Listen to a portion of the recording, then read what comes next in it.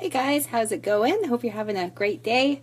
I'm still a little under the weather, still struggling with this throat thing. I think I'm gonna go and check out the doctor tomorrow and get it checked out because it's been 2 weeks. So gotta stop being stubborn and go get it checked out. So that kind of sucks, but oh well. Gotta do it. I don't normally get sick, so this only happens to me once every couple of years, so I can't really complain that much, but I'm complaining anyways. So the topic that I wanted to talk about today, hey Ryan, how's it going, is about self-doubt, because I think we all experience self-doubt every now and then. Maybe there are some people who don't, which is awesome, have that great kind of self-confidence. That's really awesome. But I think most of you can probably agree that at some points you do suffer a little bit from self-doubt, and it can be debilitating if you let it be. So I wanted to talk about how to kind of get over that. I've had self-doubt in a lot of areas of my life. So first was when I was trying to lose weight. Another one was when I was going to school for what I wanted to go to school for, and then I had self-doubt when I was trying to get work in that field. I was successful at these things in the end, but when I started them, I was feeling very doubtful about my ability to do it.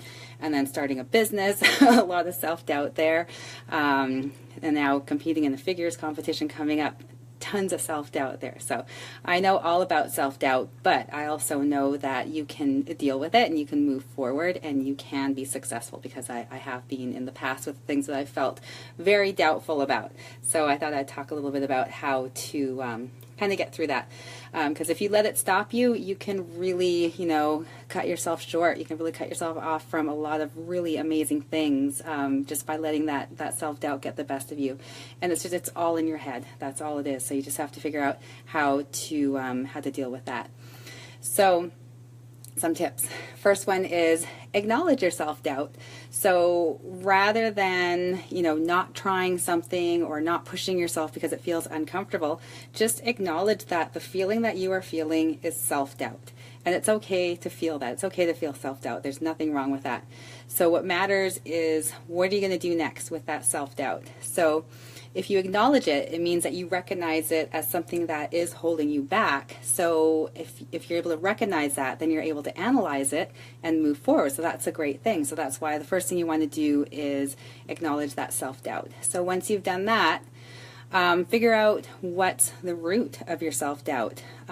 Quite often, the root of that self-doubt is trying something in the past and failing at it. So I had a lot of self-doubt about my ability to get my body healthy and in shape because I'd failed so many times in the past. So I just kept doubting myself because I'd seen the evidence. I failed. I wasn't doing it right. And what was really holding me stuck was that I wasn't looking at what that failure was teaching me. And what it was teaching me was what I shouldn't be doing. So, figure out where that self-doubt is coming from. It's even worse so if your self-doubt comes from a place where somebody, for whatever reason, told you that you can't do that. So they figured it was that they had to be the one to tell you that, no, you can't do that. So if that's the case, if that's why you're feeling self-doubt, is because somebody told you that you couldn't do something, then you got to really think about that person, who that person is, where that comment came from, what their evidence was to come to that conclusion. More often than not, someone who tells you you can't do something, they're actually just projecting their own self-doubt onto you. So they're feeling, pretty shitty about themselves, and as a way to make themselves feel better, whether they realize it or not, they project that onto somebody else by telling them, oh, you can't do that. So if that's where it's coming from, just recognize that it's just something that's played in your head. There is no evidence of it to be true, so you can let it go. You can let that go. If it was because you tried something and you failed, then guess what? You've got great information there. You've got information that tells you this doesn't work, so don't do that. Do something different. So use that failure that you experienced to learn what not to do, and then move on from there. And like I said, if it was somebody who told you, especially if as a child, if somebody tells you as a child, oh, you can't do that, and you believe them, especially if it's an adult, you believe what they're saying, and you take that with you and you bury it so deep down inside that it's just, that self-doubt is just always there. It's just a part of you because you've put it so deep down inside of you. So if you can can, reflect back on that and where that happened and who that came from, and just kind of let that go. That's going to really help a lot. So that's going to help you get past your self-doubt. Remember, there's nothing wrong with feeling self-doubt. We all feel it once in a while, and that's fine. Hey, Aurora, how's it going? Hi, Andrea. Hi, Jeff. Hey, Valerie. Hi, Hannah. Good to see you guys on here. So next tip, stop making excuses. So when you fear failure, or you fear looking bad, we don't want to look bad, nobody wants to, or you fear that you're taking on more than you can handle, your brain will come up with a ton of excuses as to why this particular opportunity is not a good fit for you and you shouldn't even be, pursuing it.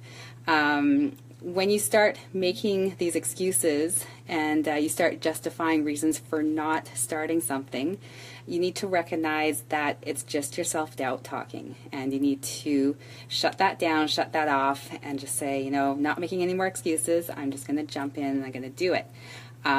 Starting my business would be a very good example of that, because when I jumped in, it was jumping in financially, getting a big fat loan from the bank that I now had to pay back, and buying a bunch of equipment. Like, I put a lot of money into it that I had to borrow. So I didn't leave myself any room to make any excuse at all. I just had to go. I had to make this thing happen. So once you stop making those excuses and you get those out of your head, then your head is open up for, what you can do to make things work. And believe me, if you want it to happen badly enough, you'll make it happen. You'll figure it out. It might not feel like you're figuring it out at the time, because there were a lot of times during my business where I felt like I am failing so badly here. What the hell am I doing? But now, almost 5 years later, I'm still going. So, I figured out those really rough patches. I figured out how to get through them. It wasn't necessarily the route that I thought I would take, but when you have to get something done, when you've left yourself no choice, you're not letting yourself make any excuses, you figure it out and you get it done.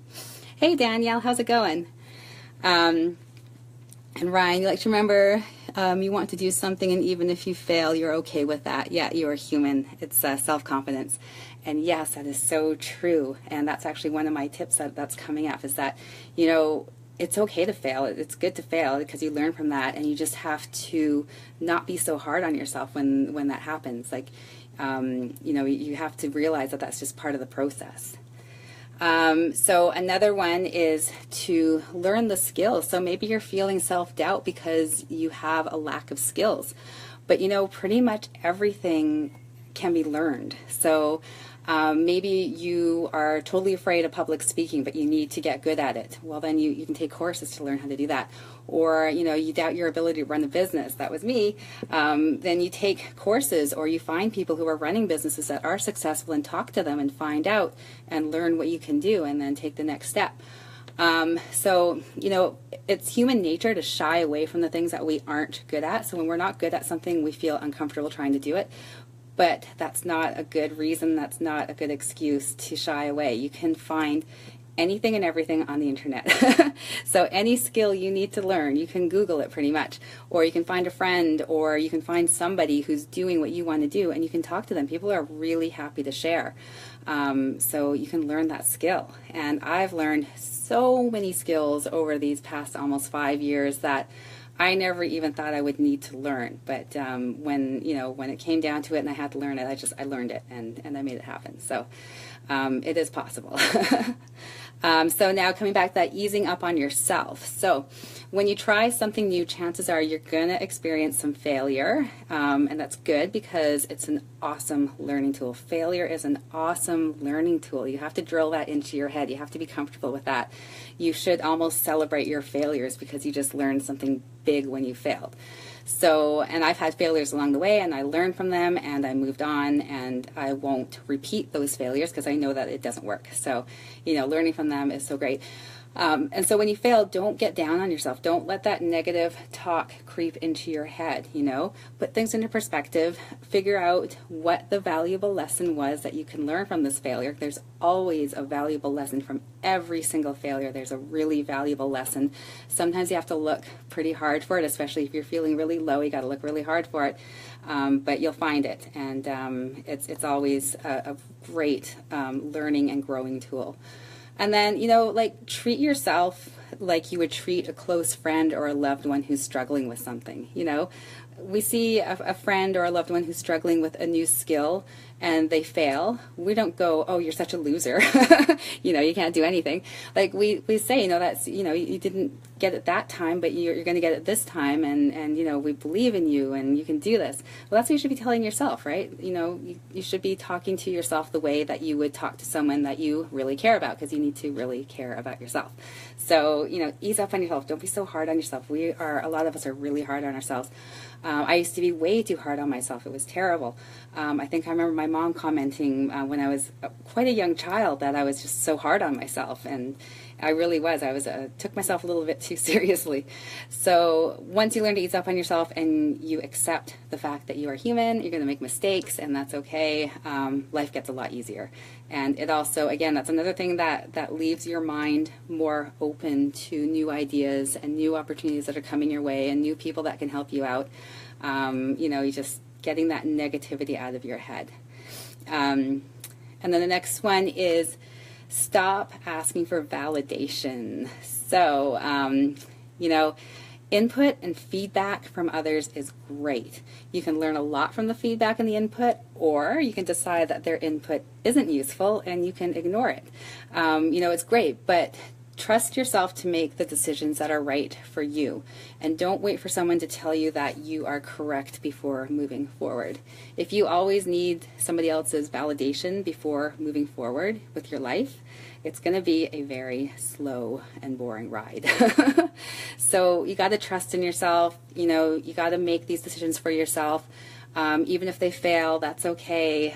Don't wait for somebody to tell you that what you're doing is correct, because what do they know? They don't know. They might think they know, but nobody knows you better than you know yourself. Nobody knows your situation better than you know yourself. I've had a lot of input and feedback over the years regarding my business. Some very useful, very helpful, some not so much. But you kind of weed through that, and you start to trust yourself more and more and move forward. And that's about it for the tips. So, Valerie, you were just saying something similar to what I was saying. Yeah, it's amazing how self-doubt can really stop us. And in a way, I think it can kind of be a bit of a cop-out. Like, you feel that self-doubt, so you give yourself permission to make excuses not to do something that's super uncomfortable. But, if you just realize what you're doing, if you just acknowledge that that's what you're doing, and you move beyond that, like, you can do some really amazing things. I mean, I'm going to do a fitness competition, and that is something that is so far out of my comfort zone, to actually stand up in front of people and have my body judged, because when I was younger, my body was judged many times by people in a very negative way. And to actually go up on a stage in a bikini and high heel shoes and stand there and wait for people to judge me and then find out what they had to say about me, like that, there's a lot of self-doubt that I'm feeling there, but I realize where that comes from, and I'm not going to let it stop me. I'm just going to get out there. I'm going to do it. If the whole thing sucks, then I know what not to do, and it might be a really great experience. It might be something that I do again and again. So, don't let that self-doubt stop you. I think I learned it most with my business, because I've had some really, really scary times in my business where it occurred to me that, oh my God, I don't have enough to pay rent this month. What the hell am I going to do? So I've had some really scary times during my business, and I look back on that and I realized that I got through it. I did it. I did what I needed to do to get to the next month, and I just kept rolling. And now things are more comfortable and things are going really quite well. So if I let my self-doubt stop me as many times as it could have, I wouldn't have made it past my first year. I might have made it through 1 year, and I would have just been like, screw this, I'm out. But I didn't let it stop me. I had such a passion for what I wanted to do, and I just put it aside and I just kept moving forward. Not to say that there weren't some breakdowns along the way. I had a few breakdowns, definitely, a few meltdowns, but you gotta just acknowledge it and then let it go and then move forward and just, live your life. Like, you should have big, exciting plans, and you should trust in yourself that you're going to achieve those plans. You're going to get to your goal. You're going to be successful. Don't become complacent just because it's comfortable. What kind of life is that, right? You want to get out there. You want to enjoy life. I've talked to people before, and they're like, yeah, I get up in the morning and, get through the day, and then that day's done, do the same thing again the next day. And they just sound so bored with their life. And I just think, I'm so excited with my life and with what I'm doing. Like, we all should be doing that. We all should be able to step out, let our self-doubt go, and just go for it, reach for it. And it's tough if you've experienced more failures than success. It can be really tough to step out into that uncomfortable zone, but you just got to do it. Like, it's so incredibly rewarding. So I have to get going and get some stuff done and get ready for the next class tonight. If you guys have any questions or comments, please always feel free to leave them. Message me if you like. And Valerie, you want to be a traveling entrepreneur? Yeah, how fun would that be? I would love to travel more. So yeah, if you guys have any, if you want to message me, you can do that. I'm always happy to talk to you. So have a great evening, and I'll see you again real soon.